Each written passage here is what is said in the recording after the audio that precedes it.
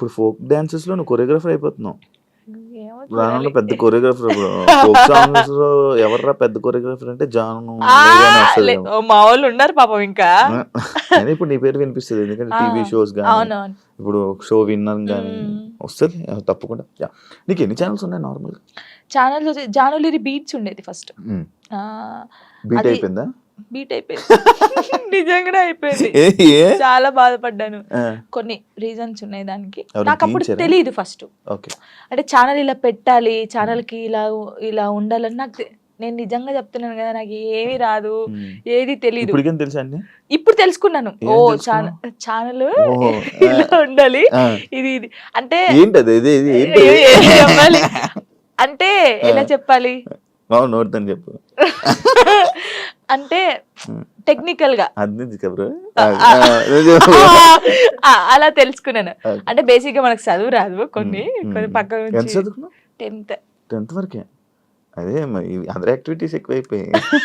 Dance అంటే ఇష్టం కదా, డాన్స్ ఓకే దాన్ని డాన్స్ గురించి చదువుకోవాలనిపిలే.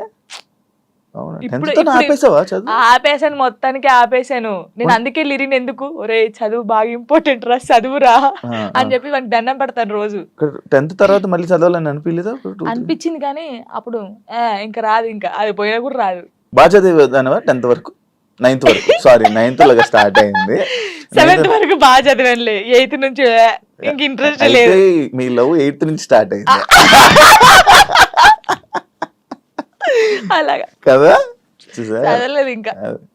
చదువు ఇప్పుడు కూడా నాకు ఏదన్నా మెసేజ్ వచ్చినా ఏదన్నా ఫోన్ ఉందా నీకు 8th నుంచి?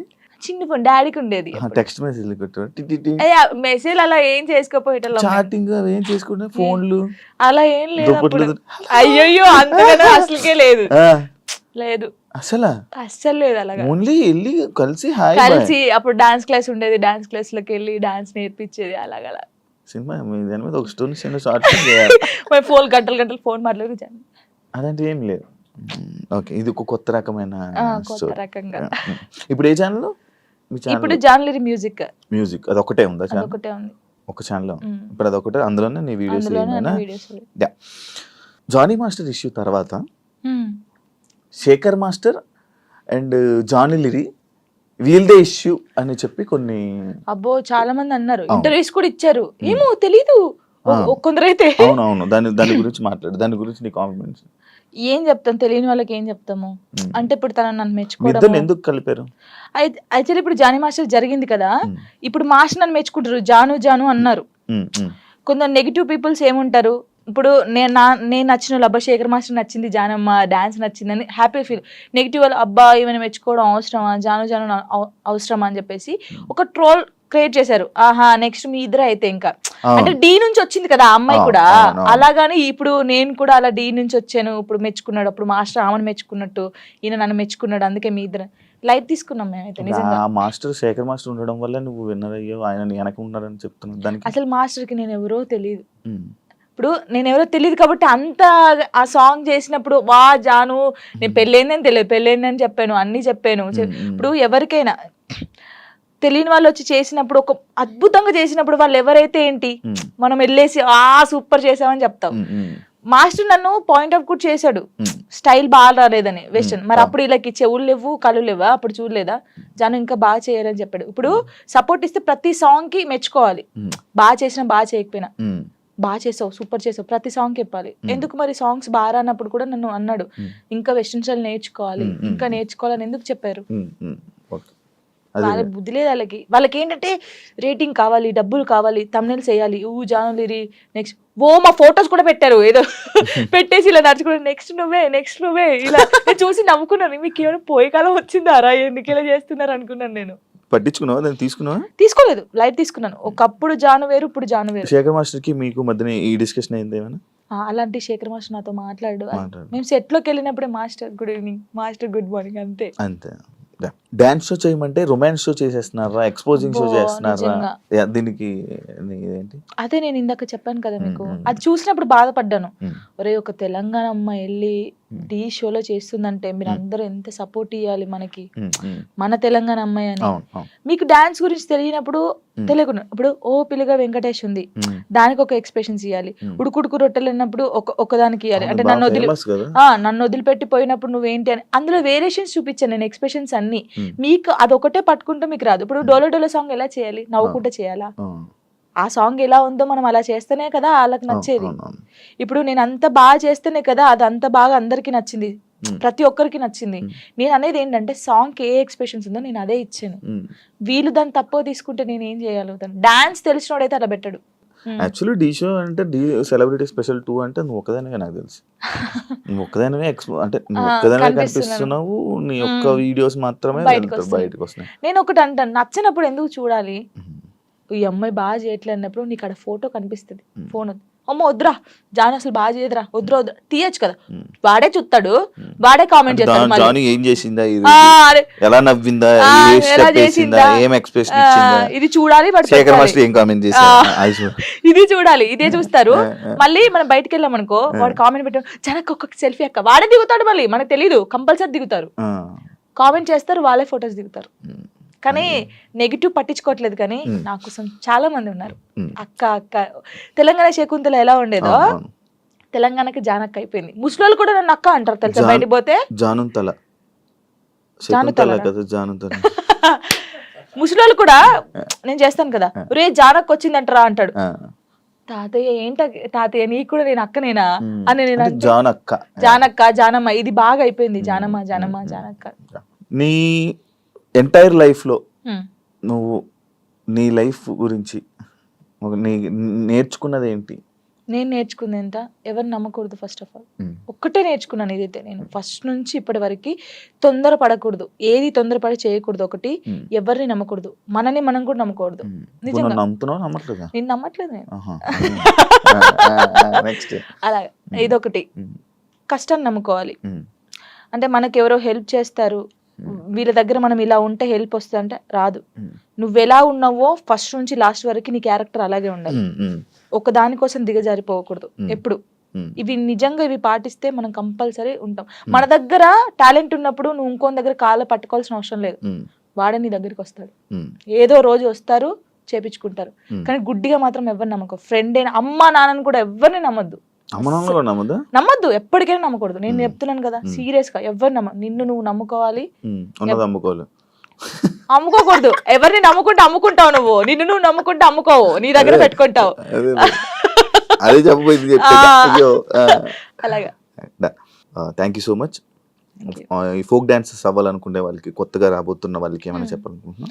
ఒకటే చెప్తున్నాను, అంటే చాలా మందికి ఉంది, పబ్లిక్ సింగర్స్ ఉన్నారు, అందరికి ఉన్నారు. కానీ కొన్ని సిచ్యువేషన్ జరిగి అక్క ఇలా అడుగుతారంట కదా, నాకే ఫోన్ చేసి అడిగారు చాలా మంది. ఏహే అడగారు రా, అందరు అలా ఉండరు, నీ దగ్గర టాలెంట్ ఉందా నువ్వు వచ్చి చూపించుకో, కంపల్సరీ ఒక్క సాంగ్ అని హిట్ అవుతుంది. ఆ హిట్ ఒకటే హిట్ అవుతుంది ఎవరికైనా, ఆ హిట్ అయినప్పుడు ఇంకా ఛాన్సెస్ వస్తాయి, మీరు రండి. నేను అందరికి చెప్పేది ఒకటే, టాలెంట్ ఉంటే ఆగిపోకండి. పేరెంట్స్ ఉన్నారనుకో, పేరెంట్స్ కి అర్థమయ్యేటట్టు చెప్పండి, నేను ఇది తప్ప ఇంకోటి చేయలేను, నాకు ఇది కావాలని ఉంది, వాళ్ళని ఒప్పించుకొని బయటికి రండి. సింగర్స్ అయినా డాన్సర్స్ అయినా ఎవరైనా. నా లైఫ్ లో నేను డౌన్ అయినప్పుడు నాకు ఎవరు సపోర్ట్ చేయలేరు. నిజంగా శివ గారు, నేను హైదరాబాద్కి వచ్చినాక 2 months 3 months బెడ్రూమ్ నుంచి బయటికి రాలేదు, అసలు డబ్బులు లేవు, ఏం లేవు. డాడీ వాళ్ళు పంపిస్తే తిన్నాను, ఏడవడం కూర్చోడం తినడం. అసలు లిరి నన్ను ఏమైందమ్మా అని అడిగితే ఏం సంబంధం లేవు, అప్పుడు రాలేదు. నన్ను టార్గెట్ చేసి ఏం సాంగ్స్ జానుకి ఇవ్వకూడదు, జానుకు చేయకూడదు అని టార్గెట్ చేశారు. చాలా మంది టార్గెట్ చేసి పెట్టారు. అసలు ఎవరు నాకు సపోర్ట్ చేయని టైంలో నేను ఉన్నాను, బాగా గట్టిగా ఉండి ఒక సాంగ్ వచ్చింది, మళ్ళీ ఆ సాంగ్తో వెళ్ళాను. బేసిక్ గా నాకు అప్పుడు చిన్నప్పుడు ఏం తెలియదు, కమ్లీ డాడీ అని డిఓపి, హరీష్ అన్నయ్య, శివన్నయ్య అని చెప్పేసి, బబ్బులు అనే వీళ్ళందరూ కెమెరామెన్స్, ఫోక్ ఇండస్ట్రీ చాలా బాగా చేస్తారు, ఒక్కరిది ఒక్కొక్క స్టైల్. నాకు బేసిక్ గా క్లోజ్ ఒకప్పుడు కమ్లీ డాడీ, హరీష్ అన్నయ్య క్లోజ్, వీళ్ళ చెల్లెగానే నేను బయటకు వచ్చాను. ఇప్పుడున్న దాంట్లో నా లైఫ్ లో అరుణ్ కొలుగురి, నవీన్ డిఓపి అని చెప్పేసి, అజయ్ అన్నయ్య అని చెప్పేసి, ఇంకా నాకు అన్నయ్య లేరు కదా, అన్నయ్య అంతే. ప్రతి ఎట్టెళ్ళిన నా తోడుకు రావడం. వాళ్ళ అక్క ఫోటో ఇక్కడ వేయించుకున్నాడు, ఇక్కడ జాను అని వేయించుకున్నాడు, అక్క చెల్లెలాగా. ఎవరు బయట వాళ్ళు ఇంత ప్రేమగా చూసుకుంటారు, ఆయన చూసుకుంటాడు.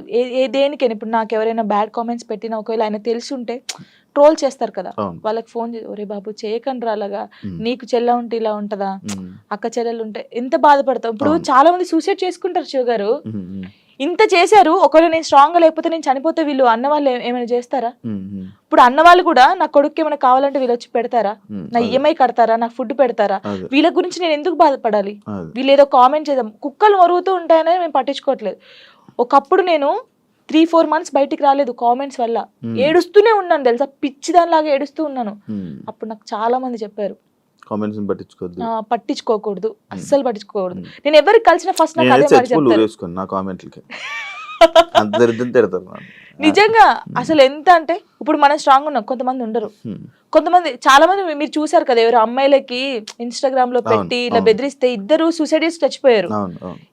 వీడికి ఏమైనా వస్తుందా అమ్మాయి చనిపోతే? ఉమ్. ఉమ్. కొంచెమైనా మారాలి కదా. అవి చూసినా మారరు ఈ జనాలు. ఉమ్. అసలు అందరిని అనట్లేదు, పెట్టిన వాళ్ళనే అంటున్నాను. ఉమ్. చచ్చిపో, ఒక అమ్మాయి నీ వల్ల చచ్చిపోయిందంటే నీకెంత, కనీసం నీకు తిండైనా లోపలి పోద్దా? ఉమ్. ఎలా నిద్రపోతున్నాడో ఆడ నాకు తెలియదు, కానీ ఇది ఒకటి అదుపులుంటే మనం చాలా పైకి వస్తాం శివ గారు, నిజంగా చెప్తున్నాను. ఇప్పుడు నేను ఉన్నాను, మీ గురించి చెడ్డగా మాట్లాడితే నా గురించి ఇంకోటి చెడ్డగా మాట్లాడతారు. ఉమ్. అదే నేను మీ గురించి మంచిగా మాట్లాడితే ఇంకోటి నా గురించి మంచిగా మాట్లాడతారు. అవును. అవును. అది నాలుగు అదుపులో ఉంటే ఏదైనా ఉంటది. ఉమ్. నా లైఫ్ లో ఇప్పుడు నాకు సపోర్ట్గా ఉందంటే సారికక్క అని చెప్పేసి, ఉమ్. మీకు తెలుసు అనుకుంటాను, చాలా వీడియోస్ లో పెట్టాను. ఓకే, నేను చూడలేదు యాక్చువల్లీ. సారయ్య అంటారు, సారికక్క అంటారు. ఓకే. ఇల్లు అందులో ఉంటది, తనకు దేవుడు వస్తుంది అనమాట. ఓకే. ఓకే. ఓకే. తను కూడా అబ్బో చాలా ఉమ్. చాలా మంది అంటారు ఈమెతో ఫ్రెండ్షిప్ ఏంది, ఈమెకి ఉమ్. ఈమెతో ఏంటి పెడతారు ఉమ్. ఉమ్. అని అనుకుంటారు. ఎందుకు, వాళ్ళ మనుషులు కాదా, ఉమ్. వాళ్ళది కాదా? నాకు అనిపిస్తుంది, ఆమె నన్ను, వాళ్ళకు ఫ్యామిలీ ఉంది, ఉమ్. నాకు ఏదైనా సరే ఆమెకు ఫోన్ చేసి అక్క నాకు ఇలా ఉందంటే అస్సలు బాధపడకు, నేనున్నాను నీ తోడు అని. చాలా మంది నన్ను చాలా రకాలుగా ఓహో వీళ్ళతో కూడా జానుకు ఫ్రెండ్షిప్ ఉందా ఓకే. అని అనుకుంటారు, ఓకే. కానీ కాదు. తను నాకు ఎంత సపోర్ట్ చేస్తుందో, నా లైఫ్ లో తను ఎంత ఇంపార్టెంటో, ఉమ్. ఇంకా అంతే, నా లైఫ్ లో తను చాలా ఇంపార్టెంట్. ఓకే. ఇంకా మధు అన్నయ్య అని చెప్పేసి, వదిన అని చెప్పేసి, ఉమ్. ఇలా చాలా మంది ఉన్నారు. కొంతమంది చాలా నేను బాధపడితే చూడకుండా నన్ను, ఇప్పుడు నాకు ఏదైనా అనిపించింది అనుకో, వీళ్ళ దగ్గరికి వెళ్ళిపోతాను. ఉమ్. ఇప్పుడు నేను ఏదైనా షూట్కి వెళ్ళినప్పుడు అమ్మ నాన్న లేరనుకో, లిరి నా ఇంట్లో పెడతాను నేను, ఓకే. కొంచెం లిరి పెద్దగా అయ్యే వరకు వాళ్ళు చూసుకుంటారని.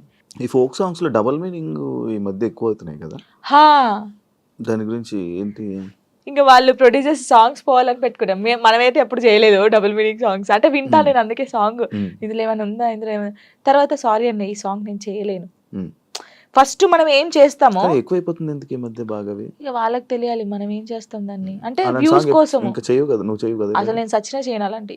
మరి అలాంటి సాంగ్స్ ఫోక్ డాన్స్ చేస్తారు కదా, మరి వాళ్ళని ఏమనొచ్చు? వాళ్ళు ఏమొచ్చు అంటే వాళ్ళు మరి డబ్బుల కోసం చేస్తున్నారో, లేకపోతే ఇలాంటి సాంగ్స్ ఫేమ్ అయితే ఫేమ్ అవుతానని బ్యాడ్ నేమ్ చేస్తారు. వస్తుంది కదా వాటి వల్ల, పక్కా వస్తది. ఆ సాంగ్స్ వల్ల నేను మిగతా ఫోక్ సాంగ్స్ కూడా బ్యాడ్ నేమ్ వస్తుంది కదా. నేను అమ్మాయిలకు చెప్పేది ఏం తెలుసా, వస్తే నువ్వు ఇప్పుడు ఎక్స్పోజింగ్ ఇచ్చేసావు అనుకో, నెక్స్ట్ వాడు కూడా అడుగుతాడు సేమ్ సాంగ్ కావాలి. ఇప్పుడు ఆ సాంగ్ లో నువ్వు నడుము చూపించావు కదా, ఈ సాంగ్ లో కూడా చూపి అంటాడు. నువ్వు ఫస్ట్ చేసిన దాన్ని బట్టే ఉంటది. నేను అమ్మాయిలకి ఇదే చెప్తాను. కొంతమంది అమ్మాయిలు తిట్టుకోవచ్చు, అబ్బాయి ఏమేంద్రా నాయన ఏమి ఇట్లా చెప్తుందని, కానీ మనం ఫస్ట్ ఏది చూపిస్తామో ఫస్ట్ ఇంప్రెషన్ ఇస్ బెస్ట్. అప్పుడే ఇంకొకటి కూడా, అరే ఈ సాంగ్ లో ఇలా చేశానండి, ఇట్లా వాడు ఆహా ఆ సాంగ్ లోనేమో ఎక్స్పోజింగ్ ఇస్తావు, ఈ సాంగ్ లో ఇయ్యవా అడుగుతారు కదా. ఏదైనా మనతోనే ఉండిద్ది కంపల్సరీ. అంతేనా? ఈ డబుల్ మీనింగ్ సాంగ్స్ గురించి నువ్వు చెప్పాల్సింది ఇంకేం చెప్తాను దాని గురించి. నేను వాళ్ళు చేసే వాళ్ళు ఉంటారు కదా, ప్రొడ్యూసర్లు వచ్చి కూర్చోబెట్టి అడగండి, చెప్తారు అప్పుడు ఎందుకు చేసావు అని. అదే దీనికి బ్యాడ్ నేమ్ వస్తుంది కదా, నేను ఎక్కువ వింటున్నాను అనమాట. ఇవన్నీ ఏంటంటే ఇవన్నీ డబుల్ మీనింగ్ లో ఉంటాయా ఇంకా అన్నట్టు నేను కూడా కొంచెం తగ్గించడం చేసా వినడం. కానీ కొంతమంది పేరెంట్స్ వింటారు, ఇలా ఉంటది. కానీ ఏమో మరి వాళ్ళకి పిచ్చి అట్లా.